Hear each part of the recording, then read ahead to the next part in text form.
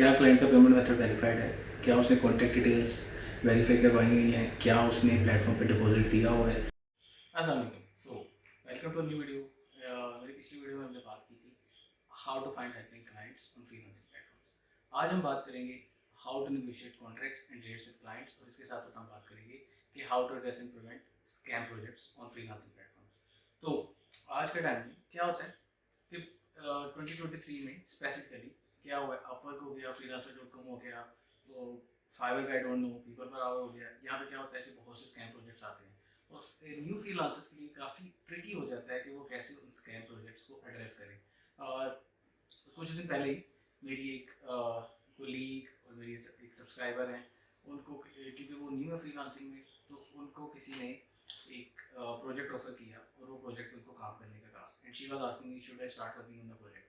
अब मैंने उनको उस प्रोजेक्ट पे काम करने से रोक दिया। रीज़न, वो क्लाइंट माइलस्टोन क्रिएट किए बगैर प्रोजेक्ट पे काम स्टार्ट करने की बात कर रहा था। माइलस्टोन क्या है, इसके बारे में हम एक अलग से वीडियो में बात करेंगे। I will briefly describe the milestone. मैं अगर इसको मुख्तसर बता दूँ आपको माइलस्टोन के बारे में।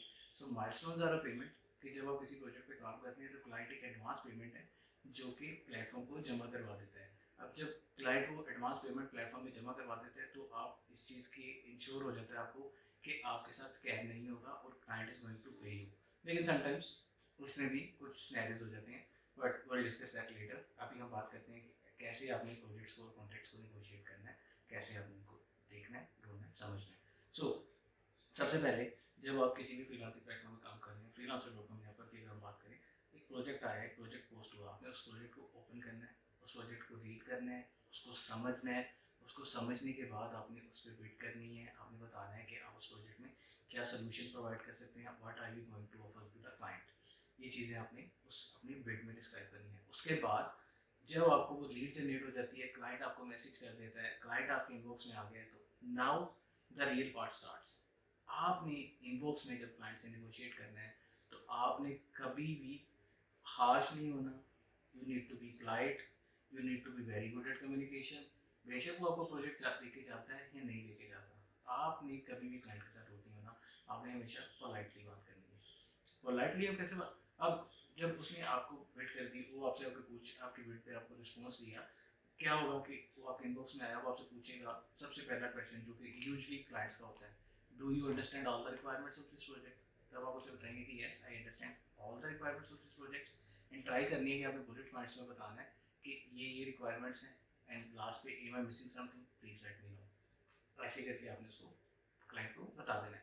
उसके बाद क्या होगा, नेगोशिएशन पार्ट स्टार्ट होगा। सबसे पहले डिस्क्रिप्शन की बात की जाएगी, रिक्वायरमेंट्स की बात की जाएगी, रिक्वायरमेंट फाइनलाइज हो जाएगी, फिर आएगी बजट की बात। बजट में आपने कभी भी स्टिक नहीं होना कि मैंने अगर इतना कहा तो मैंने इतना ही लेना, नहीं भाई, ऐसे नहीं होता। आपको समटाइम्स बजट ड्रॉप करना पड़ता है, समटाइम्स क्लाइंट को बजट इंक्रीज करना पड़ता है। और ये सब चीज़ें कैसे होती हैं, जब आप प्रॉपर्ली इसको नेगोशिएट करते हैं। आपने उसको प्रॉपर्ली नेगोशिएट कैसे करना है, आपने सबसे पहले क्लाइंट के बजट को समझना है। पहले कभी भी खुद से ये नहीं कह देना कि I am expecting this much for this project, या फिर मैं इतने घंटे इस पर काम करूँगा, मैं इससे कम घंटों में काम नहीं कर सकता, या इससे ज़्यादा मैं करूँगा, या मेरे मिनिमम घंटे ये हैं। आपने पहले क्लाइंट को समझना है, उसकी रिक्वायरमेंट को समझना है, उसके बजट को समझना है, उसकी डेडलाइन को समझना है। उसके बाद आपने उसको बताना है कि भाई हाँ ये ठीक है, लेकिन मैं ऐसे ऐसे करके अगर इस पर काम करूँगा। लेट्स से कि आप उसने प्रोजेक्ट के माइलस्टोन्स डिफाइन हो गया, उसको 4 माइलस्टोन्स में काम चाहिए जिस पे 160 घंटे लग रहे हैं। लेट्स से 4 हफ्ते 160 घंटे लग रहे हैं, तो आपको लग रहा है कि 160 नहीं है, इसमें 200 घंटे लग सकते हैं। तो आपने कभी भी उसको ये नहीं कहना कि भाई मैं 200 घंटे में काम करूँगा। आप उसको एक ब्रेक डाउन दें, उस ब्रेक डाउन में उसको बस समझाएं कि कैसे इस पर 200 घंटे लगेंगे। आप जब उन 200 घंटों को जस्टिफाई कर देंगे तो client will be happy to pay you आपको। फिर क्लाइंट जो है आवली प्रोजेक्ट्स, अगर फिक्स बजट प्रोजेक्ट्स की हम बात करें, फिक्स बजट प्रोजेक्ट्स में यूजली होता है कि क्लाइंट ने आपको सारे डिस्क्रिप्शन बता दी, बजट ऑलमोस्ट फाइनल होता है उसमें क्लाइंट का फिक्स बजट प्रोजेक्ट्स में। तो उसमें क्या होता है कि आपने उसकी डेडलाइन को समझना है, आपने उसको आपको स्टार्ट करना है। अगर तो वो बजट आपको सूट कर रहा है, ऑब्वियसली अगर वो बजट आपको अट्रैक्ट किया है तो आपने उस पर बिड किया है। सो फिर भी देयर आर चांसेस कि शायद क्लाइंट बजट को बढ़ा दे, लेकिन वो स्टार्टिंग फेज में नहीं होगा, कभी भी स्टार्टिंग फेज में नहीं होगा। आपने हमेशा अपनी प्राइसिंग के साथ फ्लेक्सिबल रहना है। आपने पहले क्लाइंट को समझना है, क्लाइंट की नीड्स को समझना है, उसके बाद आपने उसके बजट को समझना है। यहाँ कभी भी खुद से ये नहीं कहना कि I am expecting this much for that. सबसे पहले अपने क्लाइंट के बजट को पूछना है, क्लाइंट बजट बताएगा, फिर आपको अगर लग रहा है कि इसमें आप थोड़ा सा इंक्रीज़ करें तो आप उसको पोलाइटली बोलेंगे can you please increase it, और or is there any room for negotiations. जब आप इस तरह उससे बात, तो आपने क्लाइंट से पूछना है is there any room for negotiations.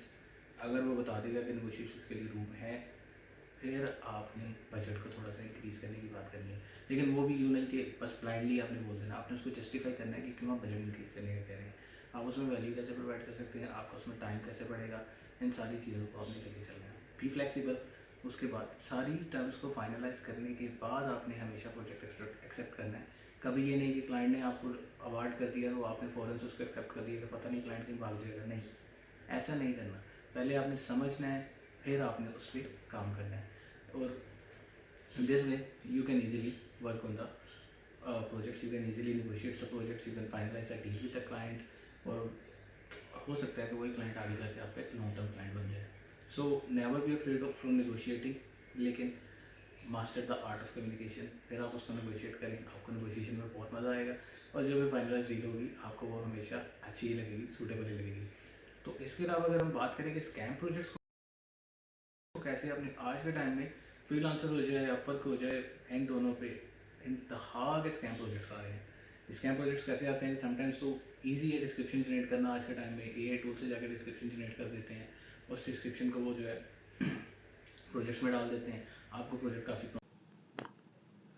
अब यहाँ पे मैं आपको एक स्कैम प्रोजेक्ट दिखाता हूँ, जस्ट फॉर यू एग्जांपल, कि एक क्लाइंट आया मेरे पास, इस नेटवर्क पे मुझे ऑफर दी, ऑफर सेंड की, hello sir, I want to run ads on Facebook Messenger ads, this is our Facebook page की डिटेल्स दी, rate $30 per hour, limit 15 hours per week, और नीचे इसकी डिटेल्स थी, we are American reseller bringing the largest stock of crypto currency miners, I need to advertise for a product that is about to launch and need a large number of messages. The more the better. My budget is $20,000 per month. इसमें दो चीज़ें थी कि अगर मैं इस project को without any clarification accept कर लेता तो उससे मेरी प्रोफाइल पे इफेक्ट पड़ता। अब मैंने यहाँ पे इससे डिटेल्स मांगी फर्दर प्रोजेक्ट की, ताकि हम डिस्कस कर सकें। तो उसने एक्सपीरियंस पूछा, मैंने एक्सपीरियंस बताया, और मैं उसे बोला कि आप अगर फ्री हैं तो हम एक कॉल स्केड्यूल कर लें। तो उसने मुझे कहा कि आपको डिटेल इन्फॉर्मेशन जो प्रोजेक्ट की वो हम सेंड की है ईमेल के थ्रू। मैंने ईमेल सेंड की, उसने ईमेल पे जो डिटेल सेंड की, मैंने उसको ओपन किया। अब वहाँ पे क्या था कि वो एक जिप फाइल थी। अब अगर उसने मुझे प्रेजेंटेशन सेंड की है तो उसमें एक्सी फाइल का कोई कंसेप्ट नहीं बनता। अगर मैं एक्सी फाइल ओपन कर लेता तो क्या होता कि उससे मेरा सिस्टम हैक हो सकता था, और मैं आई डोंट नो क्या वायरस मेरे सिस्टम में आ जाता, क्या बग आ जाता, या मैं किस चीज़ का जो है शिकार बन जाता। मैंने इस प्रोजेक्ट को अवॉइड कर दिया। तो you never need to be greedy. आपको पहले प्रोजेक्ट को समझना है, उसकी डिटेल्स को समझना है, उसके बाद उसको एक्सेप्ट करना है। अदरवाइज़ यूँ ही ब्लाइंडली आपने किसी भी प्रोजेक्ट को फॉलो नहीं कर लेना। तो किसी भी प्रोजेक्ट को बिड करने से पहले आपने हमेशा कुछ चीज़ें इंश्योर करनी है। क्या क्लाइंट का पेमेंट मेथड वेरीफाइड है, क्या उसने कॉन्टैक्ट डिटेल्स वेरीफाई करवाई हुई हैं, क्या उसने प्लेटफॉर्म पे डिपॉजिट दिया हुआ है, उसके कितने रिव्यूज़ हैं। अगर तो क्लाइंट के रिव्यूज़ नहीं हैं लेकिन उसने पेमेंट मेथड वेरीफाई करवाया हुआ है, फिर आपने देखना है कि उसने प्लेटफॉर्म पे कितने प्रोजेक्ट्स पोस्ट किए हुए हैं। ये स्टैट्स आपको प्रोजेक्ट के डिस्क्रिप्शन में ही साइट पे शो हो जाते हैं, अपवर्क हो या freelancer.com हो। आपने ये देखना है कि किस डेट पे क्लाइंट ने वो प्लेटफॉर्म ज्वाइन किया है, उस डेट से अब तक वो कितने प्रोजेक्ट्स पोस्ट कर चुका है, कितने प्रोजेक्ट्स वो अवार्ड कर चुका है, उसकी अवार्ड रेशियो क्या है, उस पर रिव्यूज़ कितने हैं उसकी प्रोफाइल पे। इस चीज़ से आप क्लाइंट की अथॉरिटी का पता लग जाएगा, तो आपको आइडिया हो जाएगा कि प्रोजेक्ट स्कैम है या नहीं है। और आज के टाइम में क्लाइंट्स क्या कर रहे हैं, प्रोजेक्ट पोस्ट करते हैं, पोस्ट करने के बाद क्या होगा कि वो आपको इनबॉक्स कर देंगे कि कॉन्टैक्ट मी ऑन टेलीग्राम या contact over hiring manager on Telegram. Telegram पे जाके कॉन्टैक्ट करने की ज़रूरत ही नहीं है। टेलीग्राम हो जाए, व्हाट्सएप हो जाए, ईमेल हो जाए, इन कम्युनिकेशंस पे आपने कभी नहीं जाना। आपने स्ट्रेट फॉरवर्ड क्लाइंट को बोल देना है कि it's better to stay on the platform for the communication. Reason, पहली बात, आपको फ्रीलांसिंग प्लेटफॉर्म्स ये अलाउ नहीं करते कि आप अपनी personal details, contact details share करें इनबॉक्स में। हाँ, अगर आपको प्रोजेक्ट अवार्ड हो जाता है उसके बाद आप कम्युनिकेशन के लिए ये चीज़ें शेयर कर सकते हैं, लेकिन that too in a different way. ऐसे नहीं कि आप बस इनबॉक्स में अपने टाइप कर दें। जो फ्रीलांसिंग प्लेटफॉर्म्स के एल्गोरिदम होते हैं वो इन चीज़ों को डिटेक्ट कर लेते हैं और इस तरह आपकी प्रोफाइल सस्पेंड भी हो सकती है।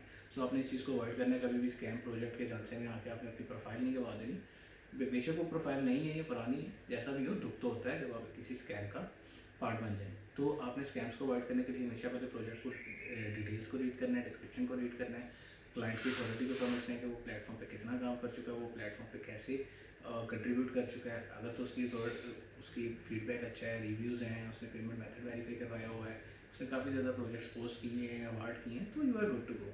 आपको फिर परेशान होने की ज़रूरत नहीं है। लेकिन उसके बावजूद अगर वो आपसे डायरेक्ट ही आगे ये कह रहा है कि सेंड मी योर ईमेल या शेयर योर कॉन्टैक्ट नंबर, हम व्हाट्सएप पे बात करेंगे या ईमेल पे बात करेंगे, तो you always have to word that. इस चीज़ से कभी आपको फ़ायदा नहीं होगा, क्योंकि एस्क्रो पेमेंट्स में जब माइलस्टोन्स में पेमेंट चली जाती है तो फिर आप सिक्योर होते हैं कि आपको भाई इसका पैसा मिल जाएगा, क्योंकि वहाँ पे जो है as a middle man platform जो है वो वहाँ पे परफॉर्म कर रहा होता है एज अ मिडल मैन, तो आपके लिए वो ईजी हो जाता है कि आपको पेमेंट की टेंशन नहीं होती, आप उसको डिस्प्यूट कर सकते हैं। क्योंकि जब एक माइलस्टोन क्रिएट हो जाता है प्लेटफॉर्म पे, तो उसको डिक्लाइन करने की अथॉरिटी फ्रीलांसर के पास होती है और उसको अप्रूव करने की अथॉरिटी जो है वो क्लाइंट के पास होती है। So that's a win win situation. आपने हमेशा इन चीज़ों को इंश्योर करना है। कभी भी स्कैम प्रोजेक्ट का हिस्सा नहीं बनना। टेलीग्राम पर जाकर कॉन्टैक्ट करने की ज़रूरत बिल्कुल नहीं है। आप बिला वजह टाइम वेस्ट करें कि मैं टेलीग्राम पर जाऊँगा तो शायद ये पॉसिबिलिटी हो, ऐसा कुछ नहीं है। और anything that is too good to be true, वो कभी भी सच्ची नहीं होती। सो ये थी हमारी आज की वीडियो। आई होप आपको ये वीडियो हेल्पफुल लगी होगी, आपने इसे कुछ सीखा होगा। And please do let me no in the comments अगर मैंने कुछ मिस किया या आप किसी और टॉपिक पे वीडियो चाहते हैं जिसको मैं मिस कर रहा हूँ। So comment section is open for you, do let me know. Thank you for watching my video. अल्लाह हाफिज़।